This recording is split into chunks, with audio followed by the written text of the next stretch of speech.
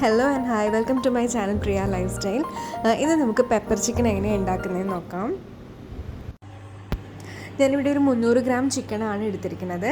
നമുക്ക് ആദ്യം തന്നെ പാൻ അടുപ്പത്ത് വെച്ച് ചൂടാക്കാം. എന്നിട്ട് ഞാൻ ഇതിലേക്ക് ഒരു 3 ടീസ്പൂൺ വെളിച്ചെണ്ണ ഇതിലേക്ക് ഒഴിച്ചു കൊടുക്കുകയാണ്.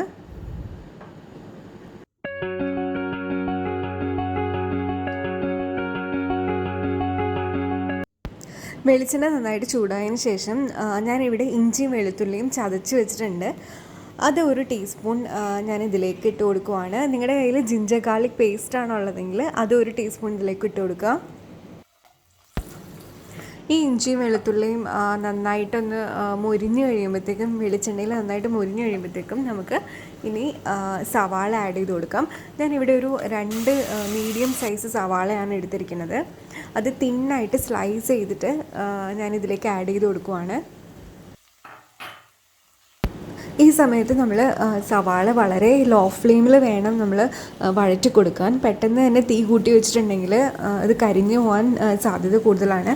അപ്പോൾ നന്നായിട്ട് ലോ ഫ്ലെയിമിലിട്ടിട്ട് നമ്മൾ നന്നായിട്ട് കുറച്ച് കൂടുതൽ നേരം വഴറ്റി കൊടുക്കണം. ഈ സമയത്ത് കുറച്ച് ഉപ്പ് കൂടി അതിൻ്റെ കൂടെ ആഡ് ചെയ്ത് കൊടുക്കുകയാണെങ്കിൽ നമുക്ക് പെട്ടെന്ന് തന്നെ വഴറ്റി കിട്ടും. അതുപോലെ തന്നെ സവാള നല്ല സോഫ്റ്റായിട്ട് പെട്ടെന്ന് കുക്കാവുകയും ചെയ്യും. നല്ലൊരു ഗോൾഡൻ ബ്രൗൺ ആവണ വരെ നമ്മളിങ്ങനെ വഴറ്റി കൊടുക്കണം. അത്യാവശ്യം നല്ലൊരു ഫ്രൈ പരുവമാണ്. ഇപ്പോൾ നമ്മുടെ സവാള നല്ലൊരു ഫ്രൈ പരുവായിട്ടുണ്ട്. ഇനി നമുക്ക് ഇതിലേക്ക് വേണ്ട മസാല എങ്ങനെയാണ് തയ്യാറാക്കുന്നതെന്ന് നോക്കാം. ഞാൻ അതിനായിട്ട് ഒരു പാൻ വെച്ചിട്ടുണ്ട്. അതിലേക്കൊരു 1 ടേബിൾ സ്പൂൺ മല്ലി ആഡ് ചെയ്ത് കൊടുത്തിട്ടുണ്ട്. ഇതിൻ്റെ കൂടെ തന്നെ നമ്മൾ ഒരു 1 ടീസ്പൂൺ കുരുമുളക് അതും കൂടി ആഡ് ചെയ്ത് കൊടുക്കുക.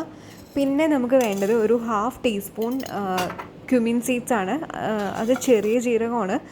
അതും കൂടി നമുക്ക് ഇതിലേക്ക് ഇട്ടിട്ട് ജസ്റ്റ് ഒന്ന് 1 മിനിറ്റിലേക്കൊന്ന് റോസ്റ്റ് ചെയ്ത് കൊടുക്കുക.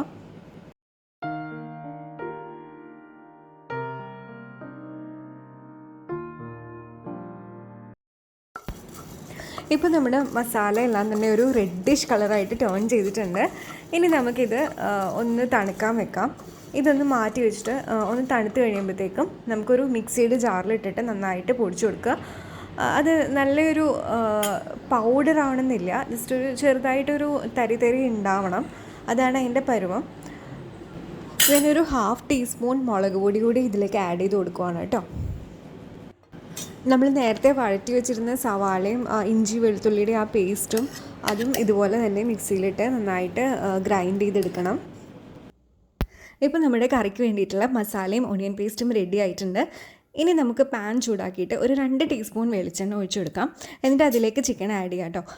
മസാല ആഡ് ചെയ്യുമ്പോൾ ലോ ഫ്ലെയിമിലിട്ടിട്ട് വേണം ഇളക്കി കൊടുക്കാനായിട്ട്. ഹൈ ഫ്ലെയിമിലിട്ടിട്ടുണ്ടെങ്കിൽ പെട്ടെന്ന് കരിഞ്ഞു പോവും.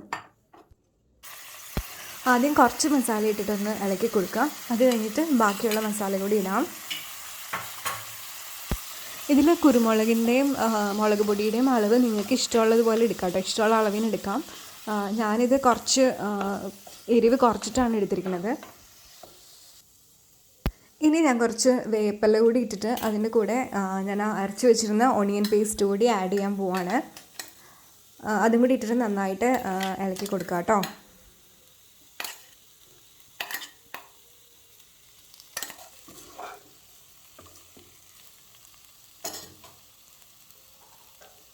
ഇനി ഇതിലേക്ക് ഒരു 2 ഗ്ലാസ് വെള്ളം ഒഴിച്ചിട്ട് നമുക്ക് മൂടി വെച്ചിട്ട് വേവിക്കാം.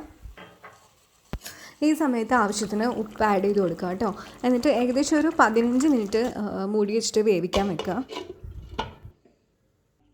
അപ്പോൾ നമ്മുടെ പെപ്പർ ചിക്കൻ റെഡി ആയിട്ടുണ്ട്.